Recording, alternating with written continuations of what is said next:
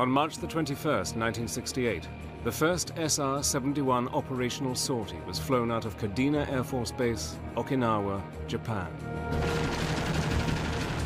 The Vietnam War had been raging for 5 years. The role of the SR-71 would be to gather photographic and electronic intelligence of their enemies. They would fly daily over territories where one mistake could cost the lives of the crew and provoke an international incident.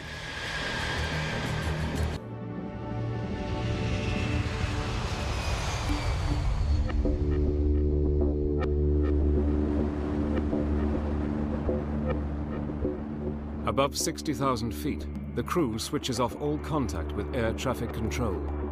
Only a select few know where the Blackbird goes next.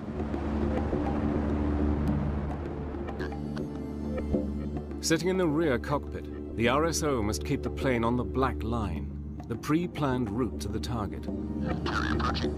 As they reach enemy territory, he concentrates on the radar and defensive systems, trying to jam enemy communications in the event of a missile launch.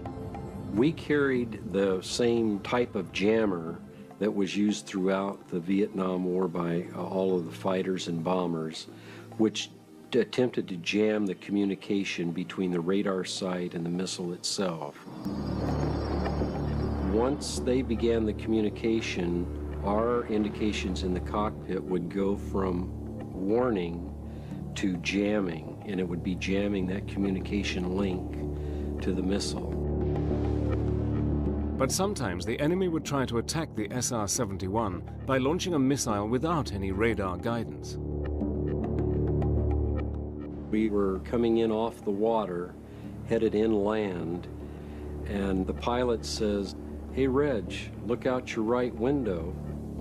And here is what looks like a telephone pole about 150 yards away that's going just straight up.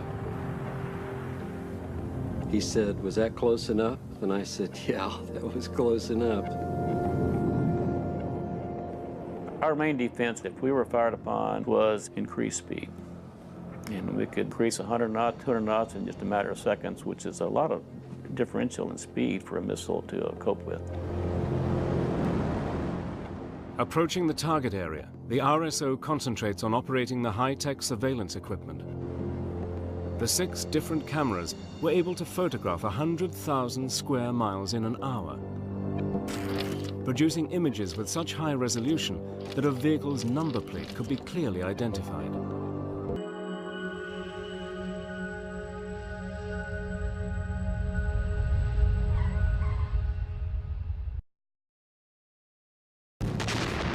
On the 6th of October 1973, Soviet-backed Egypt and Syria attacked Israel and made dramatic territorial gains.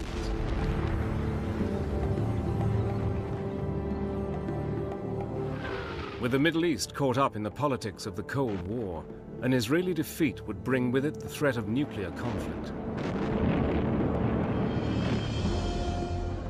The Soviets had launched their Cosmos 596 satellite, bringing them immediate intelligence from the battlefronts and putting them one step ahead of the United States.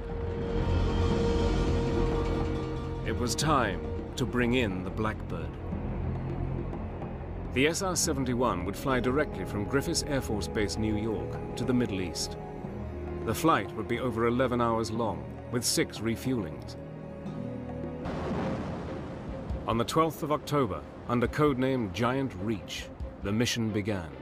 We took off from Rome, New York around 1 or 2 in the morning because you want to be over a target area somewhere between 11 and 1 o'clock. This allows you to have some shadows so the photo interpreters can go ahead and judge elevation, but yet get you the best sun position you can have.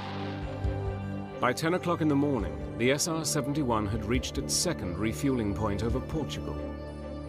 Because of the highly classified nature of this mission, no one other than the tanker crew knew they were coming. On the way into that particular refueling, the tanker crews said the Portuguese control kept calling out an airplane in relation to the tanker. And the tanker says, you know, we don't see anybody. Of course, they knew it was us, but I'm sure that they could tell on their scope something was happening because the 2 blips merged for a while, for 20 minutes, and then this one accelerates on.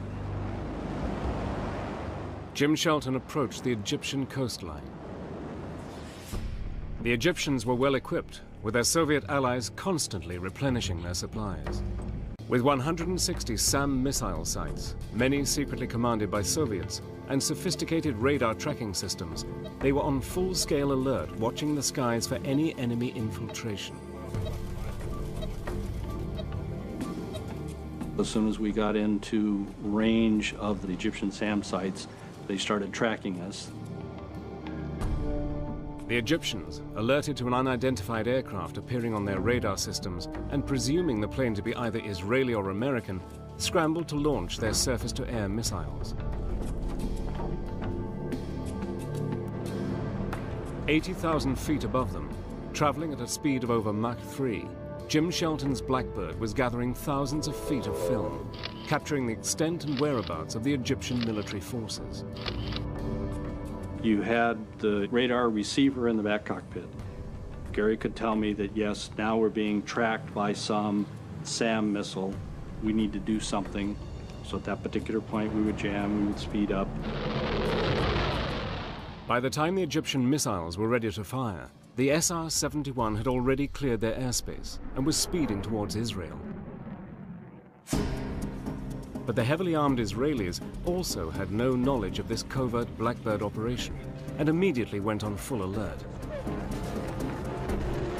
When we rolled in on the first pass over Israel, my defensive system just lighted up like a pinball machine. And I indicated to my pilot, I got all these indications back here. I said, just, maybe keep your eyes open, because seems like somebody's shooting at us. Despite launching a barrage of missiles, the Israelis did not manage to shoot their presumed enemy out of the sky. The Blackbird headed back to the United States. We got everything we were tasked for, got the airplane back, and that's the first time airplane, the SR-71, had flown 11 hours and 20 minutes. 8 more successful Blackbird missions supplied detailed intelligence that the war was now turning in Israel's favor. With this information, the United States was able to broker an eventual ceasefire on the 24th of October. I think the SR-71 contributed greatly to the resolution of that war. No one knew the airplane could fly that far and perform a mission like that and come back and hand the intelligence people the product.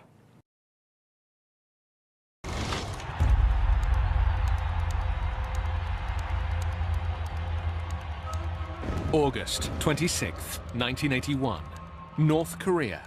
The communist regime of Kim Il-sung is flexing its military muscles.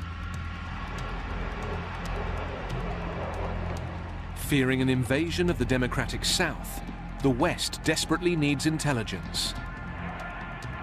We had to understand what is happening with the North Korean order of battle. What is their intention? Where are their forces? What are they up to? What are they doing? And there was only one system that could furnish that information, and it was the SR-71. Now, it'll fly secret missions to locate the North Koreans' anti-aircraft missiles. August 1981, and in the midst of renewed hostilities, North Korea has fired a Soviet-made guided missile at a Blackbird spy plane. Okay, I see it, visual. Aircrew Maury Rosenberg and Ed McKim have less than 1 minute to impact. It's climbing. And the next few seconds, I could tell it was rapidly climbing.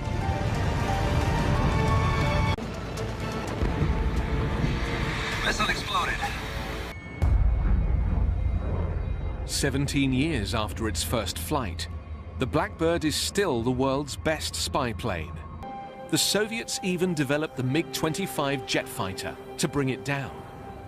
But not a single SR-71 is ever lost to enemy fire. An unmatched record. In 1972, the revolutionary leader of Libya, Colonel Muammar Gaddafi, announced that he was giving aid to terrorist organizations in Europe and the Middle East. He issued repeated threats to America and indicated that those who crossed the Gulf of Sidra would be crossing a line of death. Then, on the 5th of April 1986, a bomb exploded in a West Berlin disco. Among the 232 casualties, 2 American servicemen were killed.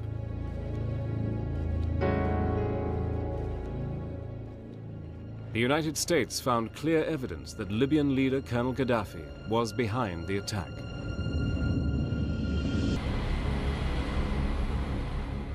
The British government would allow the United States to fly the missions from their bases in England. At 9:30 a.m. on the 14th of April, the SR-71 crew members were ordered to a top-secret briefing. They were informed that the 48th Tactical Fighter Wing at Lakenheath would be striking selected Libyan targets within hours. The SR-71's job would be to record the results of the airstrikes against Tripoli and Benghazi. By the time the SR-71 crews arrived to prepare for their mission, the F-111s were already bombing Libya. My fellow Americans, at 7 o'clock this evening, Eastern Time, air and naval forces of the United States launched a series of strikes against the headquarters, terrorist facilities, and military assets that support Muammar Gaddafi's subversive activities. Flying in directly after a bombing raid, the crews could expect Libya's sophisticated air defense network to be on full alert and eager to retaliate. We were subsonic off Land's End, getting ready to get to the tanker, and we saw the string of F-111s coming back. And my backseater, Walter, was counting the planes as they came back and passed us. And he came up one short, and he knew that somebody had not made it home. And we were very sad in the cockpit at that time, before we even started, that we had lost an entire crew. But the Libyans, equipped with the latest Soviet long-range high-altitude missiles, posed the greatest threat yet to the Blackbird. It was at that time that Walter started picking up some missile signals. He got 2 indications and then actually got a launch indication. And we had a big decision to make, where we were running into the target area before we made the turn. Do we continue to that point where Gaddafi's headquarters were, or do we make a turn away now to save ourselves from the missiles? And our decision was to push the throttles forward. We thought in 14 seconds we can beat that missile to that point and then make the turn.